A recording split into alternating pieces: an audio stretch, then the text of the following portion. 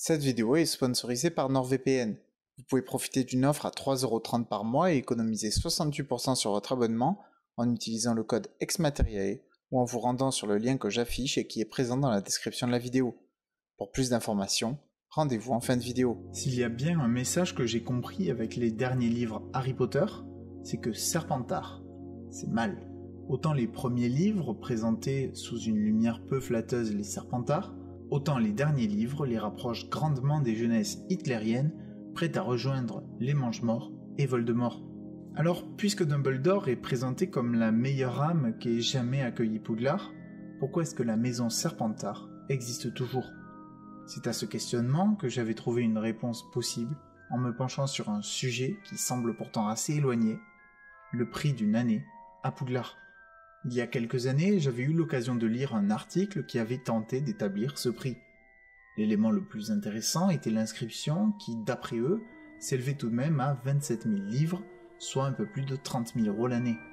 Si cela semble très cher depuis la France, il s'agit d'un prix en réalité assez banal pour des études outre-Manche. J'étais quand même assez surpris que les Weasley aient pu payer un tel prix chaque année pour chacun de leurs 7 enfants, vu leur difficile situation financière. Heureusement, il s'avère qu'il existe une personne qui serait prête à dire n'importe quoi sur Harry Potter pour rester dans l'actualité, j'ai nommé J.K. Rowling. Et il y a 5 ans, il se trouve qu'elle a répondu à un tweet en informant le monde qu'il n'y avait pas de frais d'inscription à Poudlard. Tout était pris en charge par le ministère de la Magie, merci à lui. Si cela semblait être une attaque un peu facile des systèmes universitaires anglais et américains, cela crée quand même une question importante que plusieurs personnes n'ont pas hésité à soulever. Comment le ministère de la Magie finance-t-il un tel service ? J'en profite pour poser ma propre question, à laquelle je vous laisserai proposer des réponses. Si le ministère de la Magie finance Poudlard, pourquoi est-ce que l'implication de celui-ci a posé un problème dans l'ordre du Phénix ? Revenons-en cependant à nos hippogriffes. Si la majorité des services basiques peuvent être expliqués par la magie, et par les elfes de maison, pour éviter d'avoir à réfléchir au sujet, cela ne permet pas de répondre à tout. La question qui me vient immédiatement en tête est celle du salaire des administratifs de l'école. Comment sont payés les salariés, et notamment les professeurs ? La question aurait pu se poser de savoir si un salaire leur était versé, mais Dumbledore parle dans le 3e tome d'augmenter le salaire du professeur Trelawney. Les professeurs reçoivent donc bien un salaire. Vu que cette question ne suscitait clairement pas le même enthousiasme de la part de l'auteur, je m'embarquai alors dans une recherche des tréfonds d'internet afin d'avoir une réponse à cette question ô combien existentielle. Et il se trouve que ce fut assez difficile de trouver de vraies discussions sur le sujet. J'ai cependant pu trouver 2 hypothèses pragmatiques. La première est relativement cynique puisqu'elle applique une approche assez capitalistique de l'enseignement, une approche notamment répandue sur le continent nord-américain.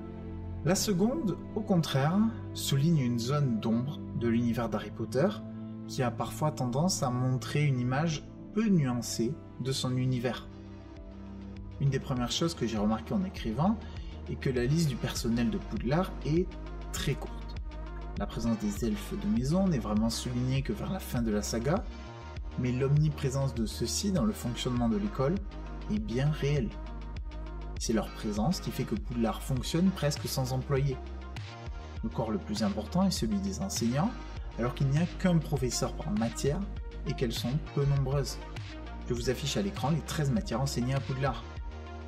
Ces professeurs sont présentés comme étant des sommités dans leur domaine et doivent donc certainement avoir un salaire important. Cependant, une fois passés les professeurs, la liste semble être particulièrement courte. Un garde-chasse, un concierge, une bibliothécaire et une infirmière sont les seuls employés de Poudlard mentionnés au cours des 7 tomes. Les autres tâches de gestion quotidienne semblent assurées par les préfets. Comme quoi, même dans le monde magique, il existe un équivalent au stage de fin d'études sans gratification correcte, dont Poudlard a l'air de profiter au maximum pour réduire ses coûts. Enfin, il reste évidemment à ajouter le directeur de l'établissement. Ce qui est certain, c'est qu'il n'y a pas d'employé chargé de vérifier les backgrounds au vu de certains professeurs recrutés par l'école durant la scolarité d'Harry. La question de la nourriture a aussi son importance. Des centaines d'élèves et les membres du personnel doivent manger matin, midi et soir. et les livres semblent laisser à penser que la nourriture ne peut pas être créée magiquement, sans limite. La mère de Ron utilise par exemple de la magie pour faire des sauces dans le 4e tome, mais tous les autres ingrédients sont bien réels. Les élèves de Poudlard sont également surpris un jour d'apprendre que ce sont les elfes de maison qui préparent à manger et que la nourriture n'est pas magique. Il semblerait que les aliments magiques disparaissent au bout d'1 ou 2 heures, y compris une fois ingurgités. Les magiciens ne pourraient donc pas se contenter de cela. Les salaires des quelques employés et la nourriture semblent donc être les principaux frais nécessaires au fonctionnement de l'école. Ceci éclairé, nous pouvons désormais entrer dans la première hypothèse, qui s'inspire en partie du système éducatif américain. Au-delà d'un salaire assuré par l'université, les professeurs obtiendraient la majorité de leurs revenus par la vente d'ouvrages dans leur spécialité, mais pourraient également être rémunérés pour des publications ou leurs recherches. Certaines matières, comme les cours de potions ou de botanique, pourraient également générer des ventes de produits spécifiques à celles-ci. Une taxe est peut-être également prélevée sur les ventes liées à l'école, comme celle des baguettes d'étudiants, finançant ainsi indirectement Poudlard. La pratique sportive pourrait également être une source de revenus importante. Il y a tout d'abord la vente des places lors des matchs de Quidditch, qui pourrait même être une source constante et très importante au vu du nombre de spectateurs. On peut supposer que certaines autres activités moins évoquées dans le livre pourraient mener au même type de financement. L'existence de ligues professionnelles de Quidditch, comme c'est évoqué dans le 4e tome, mène également à une autre comparaison avec le système universitaire américain.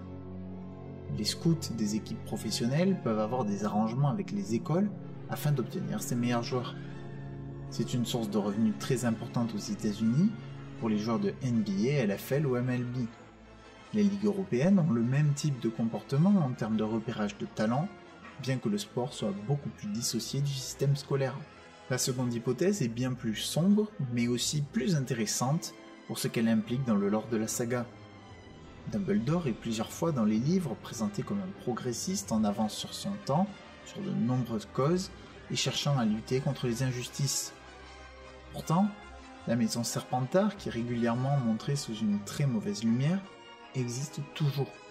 La première introduction de cette maison est faite par Hagrid, qui explique que pas un seul des sorciers qui ont mal tourné venait d'une autre maison que Serpentard.